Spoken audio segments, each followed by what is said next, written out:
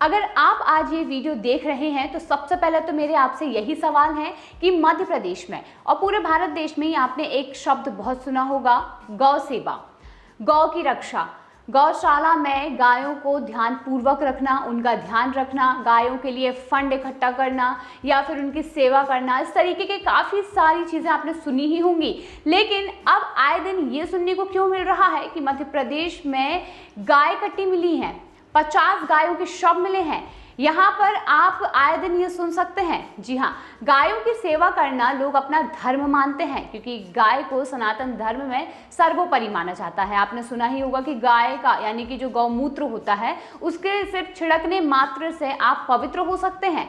इन सारी चीज़ों को ध्यान में रखते हुए आज मध्य प्रदेश में ये जो सारी चीज़ें हो रही हैं, जहाँ पर गायों के सर धड़ से कटे मिल रहे हैं या फिर कहीं भी आप सुनेंगे तो गायों की तस्करी सबसे ज़्यादा हो रही है, गायों को एक जगह से दूसरी जगह पर ट्रांसपोर्ट किया जा रहा है, ये सारी जो घटनाएं हैं वो लगभग काफ़ी ज़्यादा बढ़ चुकी हैं। आखिर क्यों? इस तरीके के कृत्य कोई कैसे कर सकता है? अगर हम हिंदुओं की सिर्फ बात करें तो हिंदू अगर ये चीज़ें कर रहा है तो क्यों कर रहा है? क्योंकि हिंदू के लिए सनातन धर्म में अगर सबसे पहले कोई आता है तो वो है गौ माता।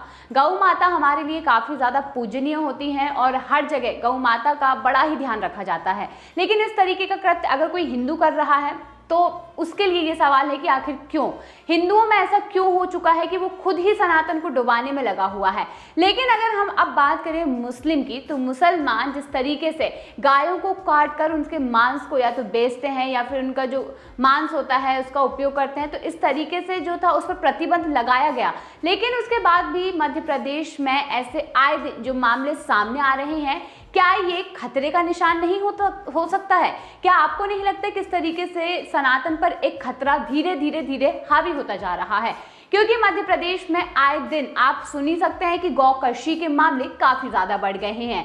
जैसे कि अगर मैं बताऊं, सिवनी में 50 गायों के सिर मिले, उसके बाद फिर हम गुना देखेंगे तो गुना में 32 गायों के सिर मिले। अब इसके साथ ही एक और मामला आ गया है जहां पर मध्य प्रदेश में ही फिर से गायों के शव मिले हैं, यानी कि कई गायों की ऐसी बॉडीज मिली हैं जहां पर उनके सिर उनकी धड़ से अलग हैं।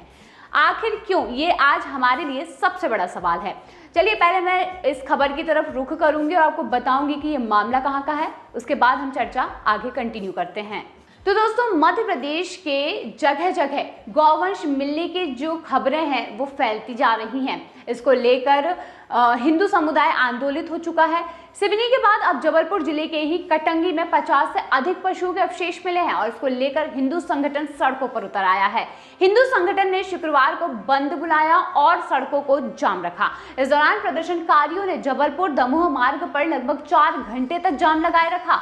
घटना की जानकारी मिलते ही कलेक्टर दीपक कुमार सक्सेना और एसपी आदित्य प्रताप सिंह मौके पर पहुंचे। दोनों अधिकारियों ने आरोपितों के खिलाफ बड़ी कार्यवाही करने का आश्वासन देकर जाम खुलवाया। हिंदू संगठनों का प्रदर्शन खत्म होने के बाद मार्केट भी खुल गया और इस विरोध प्रदर्शन में व्यापारियों ने भी हिंदू संगठन का साथ दिया। बजरंग दल और दूसरे हिंदू संगठन के कार्यकर्ताओं ने ये कहा है कि वे पुलिस प्रशासन की जांच से संतुष्ट नहीं है और वो सही भी है, क्योंकि पुलिस जिस तरीके से ढील देना चाहती है उसे साफ तौर पर यह समझ आता है कि वो जांच करना ही नहीं चाहते हैं। उनकी मांग पर कलेक्टर ने दोबारा जांच करवाने की बात भी कही है। बताते चले कि कटंगी इलाके के तुल्ला बाबा पहाड़ी में बुधवार को दोपहर को 57 पशुओं के सिर एवं अवशेष मिले थे। यह अवशेष अलग अलग स्थानों पर पड़े हुए थे और लोगों ने इन अवशेषों को गौवंश का अवशेष बताया। वही जांच रिपोर्ट में ये कहा गया है कि इनमें से सिर्फ 5 अवशेष ही गौवंश है। हालांकि ये झूठ बोला जा रहा है, क्योंकि आप खुद सोच सकते हैं मामला भड़के ना या फिर हिंदू संगठन के लोग ना भड़के, इसके लिए यहाँ पर सिर्फ और सिर्फ झूठ बोला गया है। अवैध कटान से इनकार भी यहाँ पर किया गया है। वहीं चिकित्सकों की रिपोर्ट में भी ये साफ हो गया था कि 3 अवशेषों की जांच में ये पता चला है कि उन्हें धारदार हथियार से काटा गया था। रिपोर्ट में ये भी कहा गया है कि इस बात के साक्ष्य भी नहीं मिले हैं कि तुल्ला बाबा की पहाड़ी में मृत जानवरों को लेकर फेंका जाता रहा है। दुर्गम पहाड़ी क्षेत्र में पालतू एवं जंगली जानवर विचरण करते हैं। बजरंग दल के सुमित सिंह ठाकुर और बाकी सभी अन्य लोग, कई नेताओं ने ज्ञापन देते हुए मांग भी उठाई कि गौवंश की हत्या करने वालों के खिलाफ कड़ी से कड़ी कार्यवाही होनी चाहिए।